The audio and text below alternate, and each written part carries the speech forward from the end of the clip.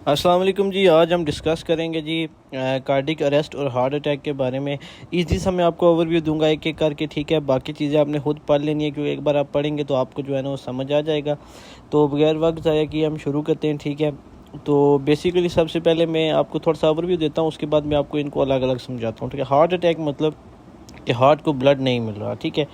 इस सिचुएशन को हम हार्ट अटैक कहते हैं। एक सिंपल सी बात है, ठीक है। और कार्डिक अरेस्ट में ना हार्ट प्रॉपर्ली पंप करना अचानक से बंद कर देता है, ठीक है।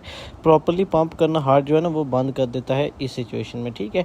अब हार्ट अटैक क्या होता है, मैं डिटेल में थोड़ा सा आपको इसको समझा देता हूँ। हार्ट की मसल को भी ऑक्सीजन और ब्लड चाहिए होता है, ठीक है। ये एक नॉर्मल सी बात है, सबको पता होती है। ये ब्लड कॉर्नरी आर्टरी के थ्रू हार्ट तक पहुँचता है, सही है। अगर किसी आर्टरी में कोलेस्ट्रॉल का प्लग बन जाए, क्लॉट बन जाए, ठीक है, और ब्लड का फ्लो कम हो जाए या बंद हो जाए, तो हार्ट के एक हिस्से को ऑक्सीजन नहीं मिलती, ठीक है। इसे हार्ट अटैक कहते हैं, मायोकार्डियल इन्फेक्शन कहते हैं। मकसद पे ब्लॉक की वजह से अगर हार्ट के किसी भी हिस्से को ऑक्सीजन ना मिले या ब्लड प्रॉपर ना पहुंच रहा हो, तो उस कंडीशन को हम हार्ट अटैक कहते हैं। अब सिंपल एग्जांपल है, एक पाइप होता है, ब्लॉक हो जाता है, ब्लड फ्लो कम हो जाता है, बंद हो जाता है, हार्ट की मसल को ऑक्सीजन नहीं मिलता, ठीक है। और हार्ट के मसल जो है ना डैमेज होना शुरू हो जाते हैं। तो ये नॉर्मल सी बात है, सॉरी ये नॉर्मल बात नहीं है, इसको मतलब हार्ट अटैक कहते हैं, ठीक है।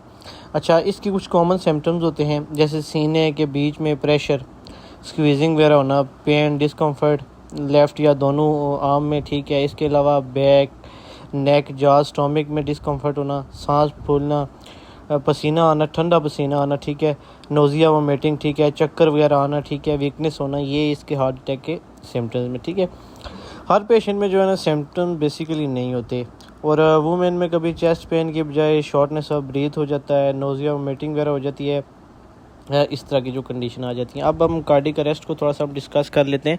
कार्डिक अरेस्ट जो है ना, इसमें क्या होता है, इसमें हार्ट का इलेक्ट्रिकल जो सिस्टम होता है ना उसमें होती है, ठीक है। कार्डिक अरेस्ट में प्रॉब्लम प्राइमरी इलेक्ट्रिकल सिस्टम और हार्ट में होती है। हार्ट की इलेक्ट्रिकल एक्टिविटी अचानक डेंजरस रिथम में चली जाती है, ठीक है। जैसे वेंट्रिकुलर फिब्रिलेशन होती है, ठीक है। इसकी वजह से हार्ट इफेक्टिवली पंप नहीं कर पाता, ठीक है। ब्लड ब्रेन और बॉडी तक नहीं पहुंचता। बंदा सेकंड में अनकॉन्शियस हो सकता है। नॉर्मल ब्रीथिंग बंद या सिर्फ गैप्सिंग हो सकती है, ठीक है। फॉर एग्जांपल इलेक्ट्रिकल सिस्टम ख़राब हो जाता है, हार्ट बीट जो है नहीं होती प्रॉपर, पंपिंग बंद कर देता है, ब्रेन को ब्लड नहीं पहुंचता, अनकॉन्शियसनेस हो जाती है, सिग्नल बंद हो जाते हैं। तो इस कंडीशन को हम क्या कहते हैं जी, कार्डिक अरेस्ट कहते हैं।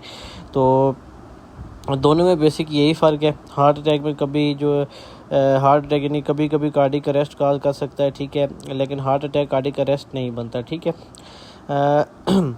अगर किसी को कार्डिक अरेस्ट हो जाए तो क्या करना चाहिए। सिचुएशन में नॉर्मल सी चीज़ है, मतलब एक इंसान को कार्डिक अरेस्ट हो जाए तो क्या करना चाहिए उसको इमरजेंसी सर्विस के लिए। उसके अलावा सीपीआर स्टार्ट कर दे, ये एक फर्स्ट एड ट्रीटमेंट है कार्डिक अरेस्ट की। सीपीआर में बहुत हेल्प मिलती है इस किस्म के पेशेंट को, ठीक है। इसके अलावा अगर हम रिस्क फैक्टर्स की बात करें तो हार्ट अटैक के आ जाते हैं डायबिटीज़, स्मोकिंग वगैरह, स्ट्रेस वगैरह। और कार्डिक अरेस्ट के आ जाते हैं हार्ट डिजीज़ आ जाती है, अर्थमिया वगैरह आ जाते हैं, ठीक है। फैमिली हिस्ट्री भी आ जाती है। और बाकी इसको डायग्नोज दोनों को अगर हम देखें तो ईसीजी वगैरह से किया जाता है, ठीक है। और बाकी जो टेस्ट होते हैं हार्ट के रिलेटेड उनसे किया जाता है, ठीक है। ट्रीटमेंट में सीपीआर, डिफिब्रिलेशन वगैरह आती हैं, ठीक है। और बाकी अवर भी मैंने दे दिया एक बार। आपकी जो पिक्चर है इसको एक बार पढ़ लें तो आपके लिए समझना बहुत ईजी हो जाएगा। तो मज़ीद इस तरह की वीडियो के लिए जो है ना चैनल सब्सक्राइब कर दें और प्रेस द बेल आइकन।